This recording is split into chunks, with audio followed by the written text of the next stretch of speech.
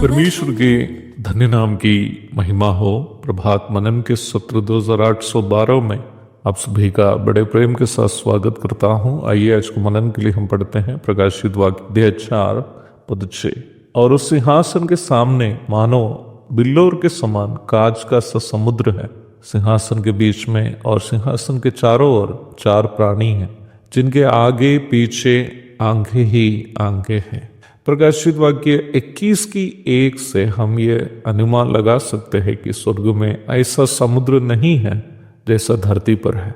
यदि ऐसी बात है तो पढ़ी गई पद में सूचित किया गया समुद्र क्या है? पद से ही हमें उत्तर भी मिलता है। यूहन्ना कहता है मानो बिल्लोर के समान कांच का सा समुद्र है। There was something like a sea of glass like crystal, अर्थात ये पानी का कोई समुद्र नहीं है जैसा समुद्र धरती पर है, बल्कि कांच का है। कांच एक पारदर्शी वस्तु है। परमेश्वर के सिंहासन की ओर बढ़ने वाला एक विशाल राजमार्ग को ये सूचित करता है। कांच अथवा ग्लास के समान दिखना उस मार्ग का शुद्धता को सूचित करता है। शुद्ध पानी में हम अपना चेहरा देख सकते हैं।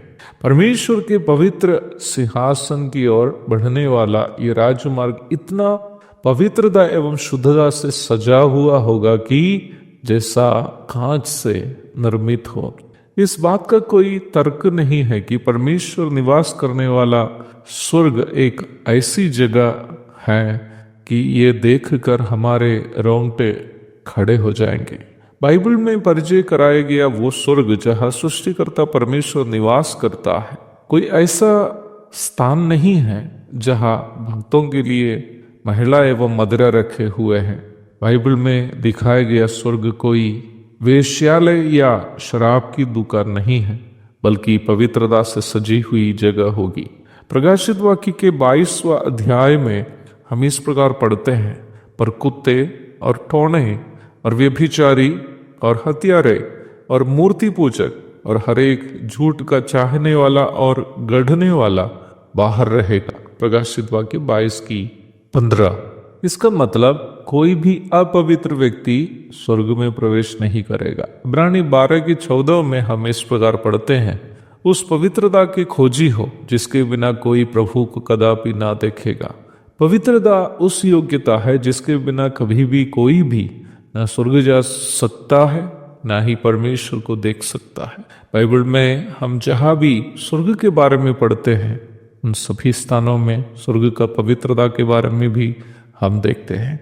आगे हम 4 प्राणियों के बारे में पढ़ते हैं जो परमेश्वर के सिंहासन के बीच में और सिंहासन के चारों ओर दिखते हैं। ये ऐसे 4 प्राणियां हैं जिनके आगे और पीछे आंग ही आंखें हैं। आंखें देखने और समझने की क्षमता को सूचित करती है। यद्यपि इन प्राणियां परमेश्वर के समान सर्वज्ञानी नहीं हो, परंतु कई बातें जो बीते समय हुई हैं और वैसे ही आने वाले समय में होने वाली है समझने की क्षमता इन प्राणियां रखते हैं। अर्थात उनकी जानकारी के बिना स्वर्ग में कुछ भी घटती नहीं है। पुराने नियम में कई बार परमेश्वर की उपस्थिति को सूचित करने के लिए इन प्राणियों के बारे में बताए हुए आप देख सकते हैं। यद्यपि यहेजकेल नबी जिन जीवधारियों के बारे में दर्शन किया, उन जीवधारियां और प्रेरित यूहन्ना देखे हुए इन प्राणियां दोनों के दृश्य में समानता जल्दी नहीं भी दिखता हो, दोनों एक ही होने की पूरी संभावना है। यहेजकेल अध्याय 1 की 4 से 25 तक पढ़िएगा।